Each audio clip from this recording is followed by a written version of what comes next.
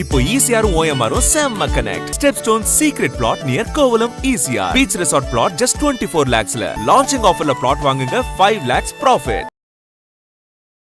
இனிகோ இருதயராஜ் வந்து பார்த்தீங்கன்னா செகண்ட் வந்திருக்கேன், என்னைய வந்து இப்போ டிக்ளேர் பண்ணுங்க அப்படின்னு சொல்லிட்டு முறையிடுறாரு. இது மூளை இல்லாதவங்க தான் இந்த மாதிரி ஒரு வழக்கை போடுவாங்க. இனிகோ இருதயராஜ் வந்து பார்த்தீங்கன்னா கத்தோலிக்க திருச்சபை சொத்தை ஒரு 500 கோடி ரூபா மட்டும் திருடிட்டாங்க. கத்தோலிக்க திருச்சபை வந்து கவர்மெண்டோட சொத்து கிடையாது, சொசைட்டியோட சொத்து. ரிட் பெட்டிஷன் ஒன்று போட்டு இந்த மாதிரி எங்களோட பிரச்சனை இருக்கு, நீங்களே விசாரிங்கன்னு சொல்லி நாங்கள் கேட்டோம். அப்போ வந்து பார்த்தீங்கன்னா அப்போ இருந்த சீஃப் ஜஸ்டிஸும் அமர்வு வந்து பார்த்தீங்கன்னா தமிழக அரசு வந்து இதை விசாரணை பண்ணுங்கன்னு சொல்லி உத்தரவிட்டாங்க. அதுக்கப்புறம் வந்து பார்த்தீங்கன்னா அப்போ இருந்த தமிழக அரசு யாரு? திமுக. புரிஞ்சுங்களா? அப்படியே தூக்கி அந்த ஃபைலை வச்சாங்க தான் இன்னும் வரைக்கும் எடுக்கல. 12.5 லட்சம் ரூபாய்க்கு நீ வந்து ஒரு டிரான்ஸ்ஃபார்மர் வாங்கி போட்டுருக்க. அந்த டிரான்ஸ்ஃபார்மர் விலை நார்மல் பர்சன் நீங்களும் போய் கேட்டாவே 7.5 லட்சம் ரூபாய்க்கு கொடுக்குறாங்க. அரசா கேட்டுச்சுன்னா இன்னும் கம்மியாக கூட கிடைக்கும் அப்படின்னு இன்னும் சொல்றாங்க. அந்த மாதிரி விஷயத்துல வந்து பார்த்தீங்கன்னா ஒரு 5 லட்ச ரூபா ஒரு டிரான்ஸ்ஃபார்மர் கிடைச்சிருக்கீங்கன்னா இதுல எவ்வளவு பெரிய ஊழல் பண்ணியிருக்கேன். 11 ரூபாய்க்கு வித்துட்டு இருக்க கரண்ட் இன்னைக்கு 7 ரூபாய்க்கு கிடைச்சிச்சுன்னா இன்னைக்கு நீ பண்ணது ஊழலா இல்லையா? இந்த கவர்மெண்ட் சவுதிக்கூடிய சதி நடக்க வாய்ப்பு இருக்கு. யாரு? திமுக அதிமுக கூட்டணி. நீங்க எப்படி வந்தாலும் நீங்க 100 கூட வரலையே. நீங்க எங்கப்பா கவுக்க போறீங்க? அதுக்கப்புறம் வந்து அறிவாலயமும் இருக்காது. புரட்சி தலைவர் எம்ஜிஆரால ஆரம்பிச்சப்பட்ட ஒரு இயக்கம், 2 இயக்கமுமே வந்து காணா போயிடணும்ங்கிறத நான் இன்னைக்கு பதிவு செய்யறேன். என்ன வேணும் ஸ்கூலுக்கு, எல்லாமே இங்க இருக்கு. Super Saravana stores, Chennai, Madurai, Kovai.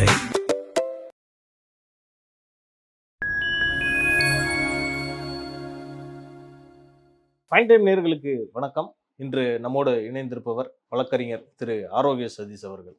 Sir வணக்கம். வணக்கம். திமுக எம்எல்ஏஸ், முன்னாள் எம்எல்ஏஸ் வந்து இப்ப விஜய் அவர்கள் மேலேயும் சரி, இன்னும் தாவேக்கோட பல எம்எல்ஏ அவங்களோட வெற்றியை எதிர்த்து இப்ப வழக்கு போட்டிருக்காங்களே, இது எப்படி சார் போகும்?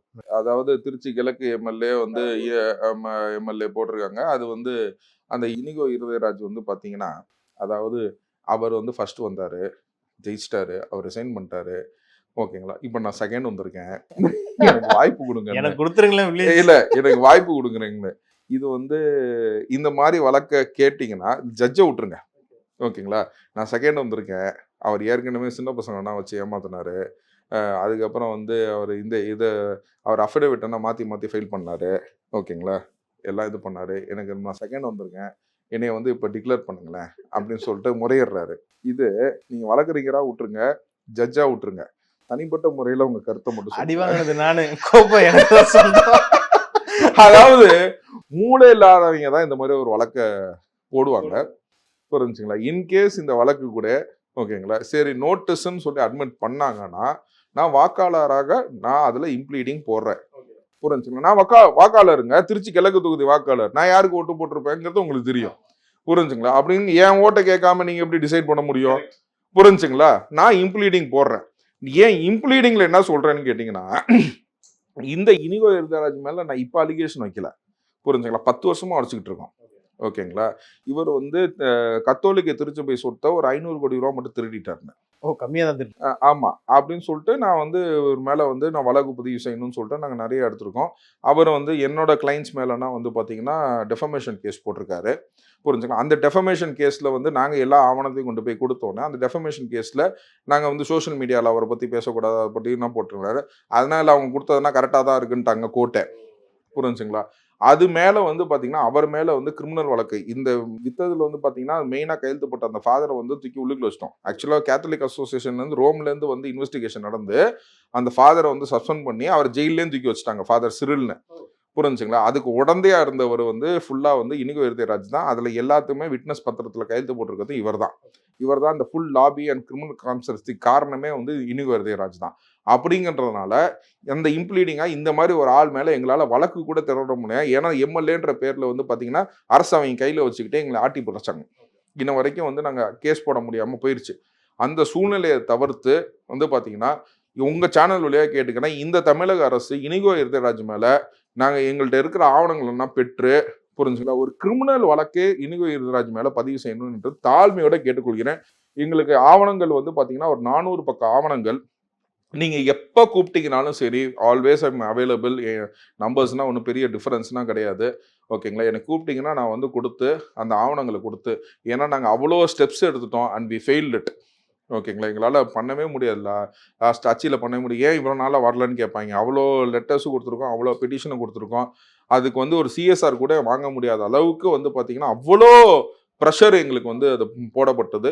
இது தமிழக அரசு எங்களோட இதை எடுத்து இவங்க வந்து வழக்கு பதிவு செஞ்சு தக்கபடி விசாரித்து இந்த எங்கள் சொத்தை, திருச்சபை சொத்தை எங்களுக்கு மீட்டு கொடுத்து இந்த இனிகோ எழுதராஜு மற்றும் மற்ற கொள்ளையடித்தவர்களை நீங்கள் வந்து தக்க தண்டனை வாங்கி கொடுக்குமாறு உங்க சேனல் வழியா தாழ்மையுடன் கேட்டுக்கொள்கிறேன். அப்போ கடந்த ஆட்சியில எல்லாத்துலயும் ஊழல், எல்லாத்துலயும் அதிகார துஷ்பிரயோகத்தை கண்மூடித்தனமா பண்ணிருக்காங்க. கண்டிப்பா சார், கண்டிப்பா. இன்னைக்கு வந்து பாத்தீங்கன்னா சார், நான் சொல்றேன் இல்ல சார், இப்ப கத்தோலிக்க திருச்சபை சொத்தை வந்து இப்ப நீங்க ஹெச்ஆர்என்சி சொத்தை நீங்க திருடிட்டீங்கன்னு சொன்னீங்கன்னா நீங்க 750 ரூபா கொடுத்து நீங்க ரெட்டு போட்டுடலாம். புரிஞ்சுங்களா? இப்ப 500 கோடி ரூபாய்க்கு நாங்க, ஏன்னா இது சொசைட்டியோட சொத்து, கத்தோலிக்க திருச்சபை வந்து கவர்மெண்டோட சொத்து கிடையாது, சொசைட்டியோட சொத்து. இந்த சொசைட்டியோட சொத்துக்கு நான் வந்து போட போனேன்னா அந்த இப்போ வந்து பாத்தீங்கன்னா இன்றைய மதிப்பு வந்து பாத்தீங்கன்னா 5000 கோடி போட்டிருக்காங்க அதுக்கு. புரிஞ்சுக்கலாம்? அன்னைக்கு நான் சொன்னது வந்து 500 கோடி. புரிஞ்சுக்கலாம்? இன்னைக்கு 5000 கோடி ஆயிடுச்சு. 5000 கோடிக்கு நான் 150 கோடி ரூபா ஃபீஸ் கட்டணும். என்னால் 150 கோடி ரூபா ஃபீஸ் கட்ட முடியுமா? என்னால் ஃபீஸ் கட்ட முடியாதனால அந்த வழக்கை நான் தொடர முடியாமல் போயிடுச்சு சார். புரிஞ்சுக்கலாம்? இதே மீறி என்னன்னு கேட்டிங்கன்னா ஒரு வந்து ரிட் பெட்டிஷன் ஒன்று போட்டு இந்த மாதிரி எங்களோட பிரச்சனை இருக்கு, நீங்களே விசாரிங்கன்னு சொல்லி நாங்கள் கேட்டோம். அப்போ வந்து பார்த்தீங்கன்னா அப்போ இருந்த சீஃப் ஜஸ்டிஸும் அமர்வு வந்து பார்த்தீங்கன்னா தமிழக அரசு வந்து இதை விசாரணை பண்ணுங்கன்னு சொல்லி உத்தரவிட்டாங்க. அதுக்கப்புறம் வந்து பார்த்தீங்கன்னா அப்போ இருந்த தமிழக அரசு யாரு? திமுக. புரிஞ்சுங்களா? அப்படியே தூக்கி அந்த ஃபைலை வச்சாங்க தான் இன்னும் வரைக்கும் எடுக்கல.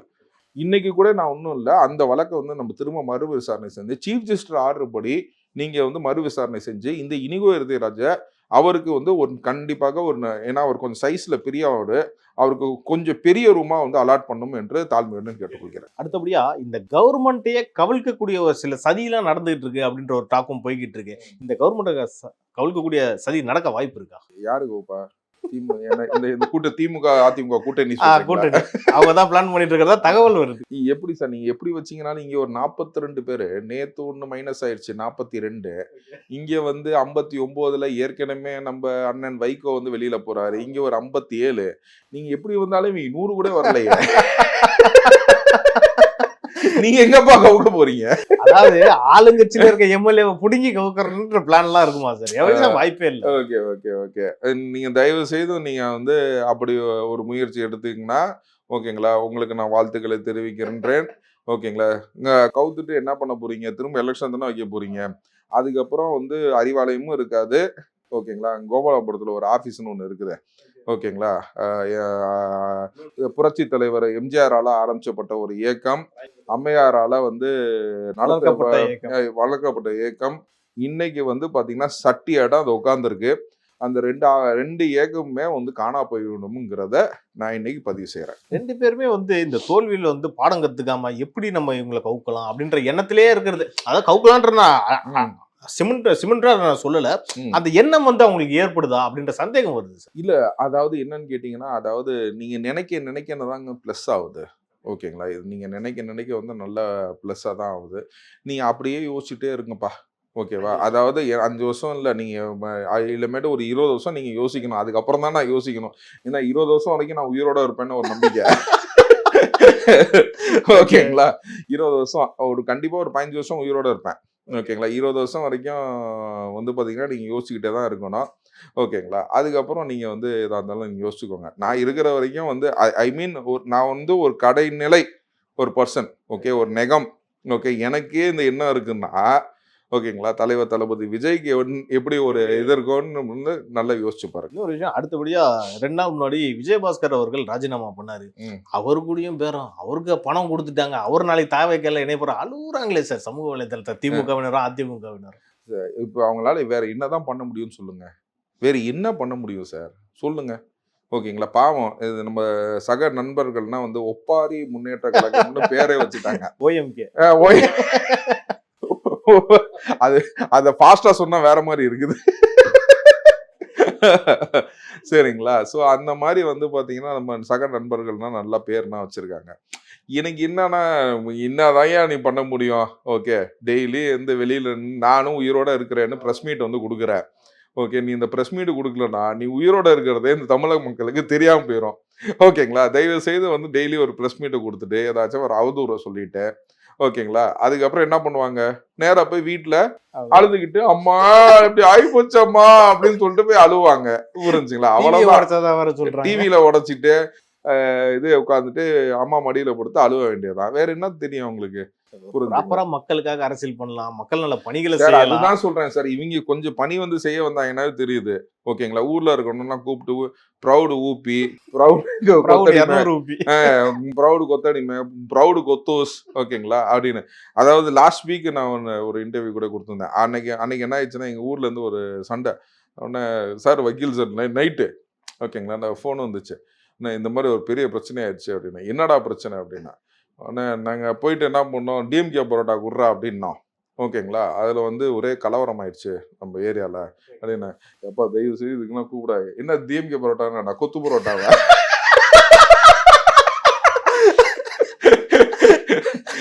டிஎம்கே பரோட்டா ஒன்று ஓடுறா அப்படின்னு. அதுக்கப்புறம் இன்னொருத்த சொல்லியிருக்கான், ஏடிஎம்கே பரோட்டா ஒன்று போடுறா அப்படின்னா. அடிஷனல் கொத்து அவங்க. ஓகே, நாங்க சொன்னோம் நாங்க கொத்துன்னு, அவங்க தான் கொத்து, நாங்க கொத்து இல்லையா அப்படின்னு சண்டையா. ஓகேங்களா. அதாவது நிக்க வச்சு பங்கமா கலாய்க்கிறாங்க. புரிஞ்சுங்களா. அதாவது இப்ப எப்படி ஆகி போச்சுன்னா, அந்த திமுக இருக்கவங்கன்னா வந்து முன்னா ரொம்ப ரவுடித்தனம் பண்ணுவாங்க பாத்துருக்கீங்களா. அராஜகம் பயங்கரமா பண்ணுவாங்கல்ல. இப்ப பெருசு போ சுகர் டேப்லெட்டை போடு அப்படின்றாங்களா. ஏன்னா உங்க இளைஞர் தலைவருக்கு 50 வயசு. ஓகே, இது ஒரு இளைஞர் நீங்க குரூப் வச்சுட்டு திரியுறீங்க. சுகர் டேப்லெட்னா கரெக்டா போட்டு கரெக்டா வீட்டுக்கு நடந்து போங்க, எங்கேயாச்சும் கீழே உளுந்து தொலையாத போ அப்படிங்கிறாங்களா. சோ இப்படிதான் வந்து இன்றைய நிலைமை இருக்குது.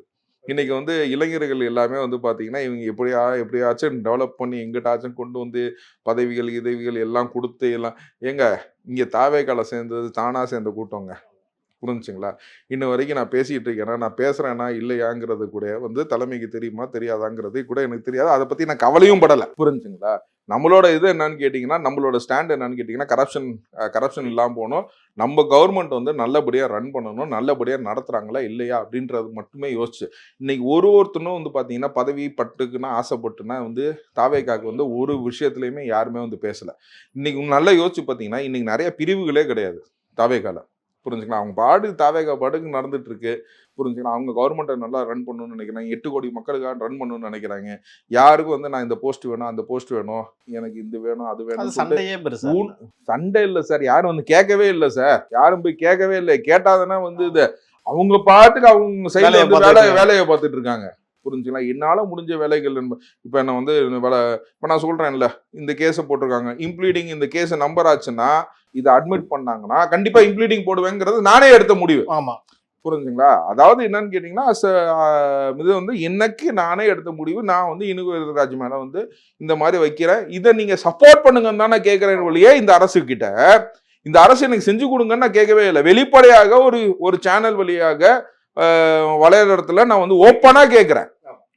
புரியுதுன்னா, ஏன்னா என் தரப்புல இருக்க ஒரு நியாயத்தை நான் சொல்றதுக்காக நான் வந்து அதனால வந்து ஓப்பனா கேட்கிறேன். அந்த மாதிரி ஒரு விஷயத்த வந்து எந்த கட்சியிலேயாச்சும் நடக்குதா? புரிஞ்சுங்களா. இதுதான் தாவேக்காட பலம். இந்த தாவேக்காட இந்த பலத்தை வந்து நீங்க ஈட்டுறதுக்கு வந்து ஃபர்ஸ்ட் மக்களின் நம்பிக்கையை பெறணும். புரிஞ்சுங்களா. இந்த அரசு வந்து குற்றம் செய்யாது, இந்த அரசு வந்து மக்களுக்கான அரசு அப்படின்னு நினைக்க தோணணும். அந்த மாதிரி வந்து திமுகலையும் அதிமுகலையும் எப்ப தோண போகுது? செயல்பாடு இல்ல, செயலே இல்லாம போயிடும். இன்னைக்கு அவரு சொல்றாரு, என் பையன் மிதுன் கண்டிப்பா அரசியலுக்கு வரமாட்டான் அப்படின்னு சொல்றாரு. அடுத்த லைன்ல அவன் வெறும் தொண்டன் மட்டும்தான் அப்படிங்கிறாரு. தொண்டன் அரசியல் கிடையாதையா? தொண்டனே அரசியல் இருந்து எடுத்தது இந்த நம்ம எடப்பாடி தான். அந்த நாலேஜ் கூட இல்லாம இவர்னா சிஎம் இருந்திருக்காருன்னு யோசிக்கணும். தொண்டன் அரசியல் கிடையாதாங்க. எனக்கு புரியலங்க. அவருக்கு அப்படிதான் புரிஞ்சிருக்கு. புரியல. அதாவது அவருக்கு பொறுத்த வரைக்கும் மினிஸ்டர் எம்எல்ஏனா தான் வந்து அரசியல். மத்த வேணா வந்து ரோடு கூட்டுறவன் நினைச்சுக்கிட்டாரு. மனநிலை தெரிய வருது. இல்ல அத மனநிலை. என் பையன் வந்து வெறும் அதிமுக உறுப்பினர், அவன் ஜஸ்ட் தொண்டன், அவன் அரசியலுக்கு வரமாட்டான். என்னையா லாங்குவேஜ் இது? அதாவது எனக்கு வந்து நோய் இருக்குது, எனக்கு நோய் இருக்குது, ஆனா என் நோய் வந்து கால் வரைக்கும் தான், அதனால ஒண்ணும் பிரச்சனை கிடையாது அப்படின்னு ஏற்கனவே தொண்டம் கொதிச்சு போய் கிடக்குறான். இந்த பேச்சுக்கு அப்புறம் என் வெறும் தொண்டன் ஆனாலும் அவன் அரசியல்வாதி கிடையாதுன்னா, தொண்டன்னா இன்னைக்கு அரசியல்வாதி கிடையாதுன்னா வந்து நம்ம ஜென்ரலா யோசிச்சு பாருங்க, எவ்ரி தொண்டன் இஸ் an அரசியல்வாதி நமக்கே கோவம் வருது சொல்றப்போ. புரிஞ்சுங்களா? அப்படிங்கும் போது இந்த விதமான ஒரு ஒரு ஒரு இந்த சிறிய மூளை கூட இல்லாம பேசுறது தான் இந்த அதிமுக. இப்ப ரீசெண்டா அந்த ஒயிட் பேப்பர் வந்து கொடுத்தாரு ஃபினான்ஸ் மினிஸ்டர் மரிய வில்சன். இது வந்து திமுக செஞ்ச பல ஊழல்கள் வந்து வெளியில கொண்டு வந்திருக்குன்னு சொல்றாங்க. ஆனா பதிலுக்கு அவங்க என்ன சொல்றாங்கன்னா, உங்களால வாக்குறுதிகள் நிறைவேற்ற முடியல, எங்க மேல பழிய போடுறீங்கன்னு சொல்றாங்க. இது எப்படி சார் பார்த்து எடுத்துக்கிறது? இல்ல, இந்த வெள்ளேரிக்கை பொறுத்த வரைக்கும் பாத்தீங்கன்னா, இந்த வெள்ளேரிக்கை வந்து பாத்தீங்கன்னா 112 பக்கம் நினைக்கிறேன். இது நீங்க தமிழ்நாடு கெசட்ல நீங்க போத்தீங்கன்னா போத் தமிழ் அண்ட் இங்கிலீஷ்ல இட் இஸ் அவைலபிள். அன்னைக்கு அமைச்சர் மரிய வில்சன் வந்து பண்ணும் போது பாத்தீங்கன்னா அதுல 21 ஸ்லைடு வந்து போட்டாரு. ஓகேங்களா? அந்த 21 ஸ்லைடில் வந்து பார்த்தீங்கன்னா கிட்டத்தட்ட வந்து பார்த்தீங்கன்னா குத்துமதிப்பாக சொல்கிறேன், 19 ஸ்லைடு வந்து பார்த்தீங்கன்னா it's only narrating about the facts. ஓகேங்களா? 21 வந்து பார்த்தீங்கன்னா இதை வந்து நாங்கள் வந்து மேலோட்டமாக எப்படி இதை குறைப்போம், ஊழலற்ற ஆட்சியை வந்து நாங்கள் இது பண்ணுவோம். இப்போ ஊழலற்ற ஆட்சின்னா என்னென்னு கேட்டிங்கன்னா, இன்றைக்கி 100 ரூபாய்க்கு போகிற ரோட்டில் இவங்களே 50 ரூபா கமிஷன் அடிச்சிடுறாங்க. இப்போ அந்த 50 ரூபா கமிஷன் அடிக்காமல் போனால் 50 ரூபாய்க்கு ரோடு போட்டோம்னா நம்ம செலவுகள் குறைக்கப்படும். அப்படிங்கும் போது நீங்கள் லஞ்சம் வாங்கலனாவே நம்ம செலவுகள் குறைக்கப்படும். அங்கங்கே லீக்கேஜ் இருக்குது மைனிங்கில். 100 அடிக்கு நான் வெட்டுறேன்னு சொல்லிட்டு நீ 1000 அடிக்கு வெட்டுற, அந்த 900 அடியோட காசு வந்து நீ எனக்கு கொடுக்க மாட்டேன். இப்போ அந்த மைனிங்கில் வந்து நம்ம வந்து கரெக்டாக இது பண்ணோம்னா அரசுக்கு நல்ல வருவாய் வரும். புரிஞ்சுக்கலாம். இந்த மாதிரி விஷயங்கள்லாம் பேசினா இபியில் வந்து இந்த மாதிரி விஷயம் இருக்குது. 12.5 லட்ச ரூபாய்க்கு நீ வந்து ஒரு டிரான்ஸ்ஃபார்மர் வாங்கி போட்டிருக்க, அந்த டிரான்ஸ்ஃபார்மர் விலை நார்மல் பர்சன் நீங்களும் போய் கேட்டாவே 7.5 லட்ச ரூபாய்க்கு கொடுக்குறாங்க. அரசா கேட்டுச்சுன்னா இன்னும் கம்மியாக கூட கிடைக்கும் அப்படின்னு இன்னும் சொல்கிறாங்க. அந்த மாதிரி விஷயத்தில் வந்து பார்த்தீங்கன்னா ஒரு 5 லட்ச ரூபா ஒரு டிரான்ஸ்ஃபார்மர் கிடைச்சிருக்கீங்கன்னா இதில் எவ்வளோ பெரிய ஊழல் பண்ணியிருக்கேன். ஸோ இந்த ஊழல் நம்ம கண்ட்ரோல் பண்ணால் நம்ம கொள்முதல் ரேட்டை வந்து கம்மி பண்ணணும். இபியில் வந்து கரண்ட் வாங்குற கரண்ட் வந்து குத்து மதிப்பாக வந்து பார்த்தீங்கன்னா 11 ரூபா 12 ரூபா வந்து நீ வந்து பிரைவேட்லேருந்து வாங்குற அந்த சோலார் சிஸ்டம் வின் சிஸ்டம்னு வச்சு அவங்க கொடுக்குறாங்க, கவர்மெண்ட்டுக்கு அவங்க வந்து சப்ளை பண்ணுறாங்க, அவங்கள்ட்ட வாங்கிட்ட. இப்போ அதே வந்து பார்த்தீங்கன்னா அந்த ஃபண்டுலேருந்து பார்த்தீங்கன்னா பார்ட்டி ஃபண்டு நீ கொடுக்குற, மினிஸ்டருக்கு காசு கொடுக்குற, செக்கு போட்டு கொடுக்குற, ஆஃபீஸருக்கு கட் பண்ணுற, எல்லாத்தையும் கட் பண்ணுற. இந்த இது வந்து காஸ்ட் வந்து பார்த்தீங்கன்னா 11 ரூபாயிலேருந்து 7 ரூபாய் ஆச்சுன்னா ஒரு யூனிட்டுக்கு எவ்வளோ பெரிய டிஃப்ரென்ஸ்னு யோசிச்சு பாருங்க. புரிஞ்சுங்களா? ஸோ அந்த மாதிரி ஒரு டிஃப்ரென்ஸை கொண்டு வந்துச்சுன்னா அதனால தான் பார்த்தீங்கன்னா கிட்டத்தட்ட 200 கான்ட்ராக்ட் கிட்ட இபியில் வந்து அவர் கண்ட்ரோல் பண்ணியிருக்காரு. சரிங்களா? வெள்ளை அறிக்கைக்கு முன்னாடியே வந்து இதை சொல்லியிருக்காரு. ஸோ இந்த மாதிரி இவ்வளோ ஊழல்களை வந்து நம்ம கம்மி பண்ணணும்னாவே நம்ம வந்து ஃபண்ட்ஸ் அலோகேஷன்ஸை வந்து ஜாஸ்தி பண்ணலாம் அப்படிங்கிறது தான் இது. இந்த வெள்ளை அறிக்கைங்கிறது only about the facts of the nature. இதில் வந்து திமுக வந்து குறையும் சொல்லலை. நான் சொன்னது வந்து பார்த்தீங்கன்னா அதில் மேற்கோள் காட்டியிருந்த 20வது பேஜும் 21வது பேஜும் அதில் சொல்லியிருந்ததை நான் விலக்கி சொல்கிறேன். ஓகேங்களா? அவ்வளோதான்.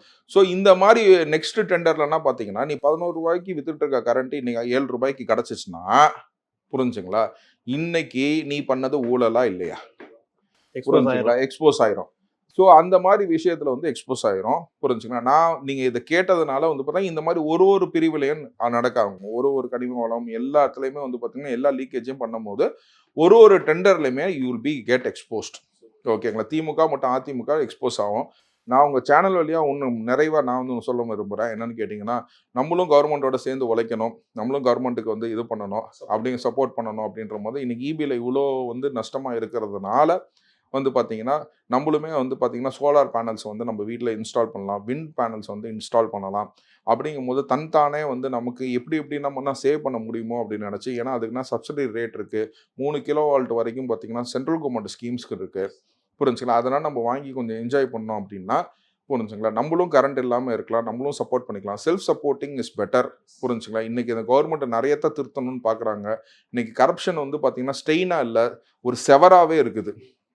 புரிஞ்சுங்களா? அவ்வளோ அழுக்கு படிஞ்ச கவர்மெண்ட்டாக வந்து ப்ரீவியஸ் கவர்மெண்ட் இருந்தனால இன்னைக்கு அந்த அழுக்கவனா வந்து நம்ம வந்து தேய்ச்சி எடுக்க முடியாது, வெட்டி எடுக்க வேண்டியதாக இருக்கு. அந்த அளவுக்கு கரப்ஷனாக ஊறி போய் கிடக்குறாங்க. அந்த மாதிரி கரப்ஷனை உதவி செய்கிறதுக்கு உங்கள் சேனல் வழியாக மக்கள்கிட்ட நான் தயவு செய்து கேட்டுக்கிறேன். நீங்கள் செல்ஃப் சப்போர்ட் பண்ணுங்கள். எந்தெந்த விஷயத்துலன்னா வந்து மக்கள் சப்போர்ட் இந்த கவர்மெண்ட்டை பண்ண முடியுமோ பண்ணுங்கள். நேர்மையான அரசு வந்துட்டுருக்கு, இதை நீங்கள் ஆதரிங்க அப்படின்னு கேட்டுட்டு தயவு செய்து தெரிஞ்சு. ஓகே சார், பல விஷயங்கள் நீங்கள் சேனல் மூலிமா உங்கள் பதில்களை அழகாக சொன்னீங்க. உங்கள் நேரத்துக்குங்கிறதுக்கு நன்றி சார். தேங்க்யூ.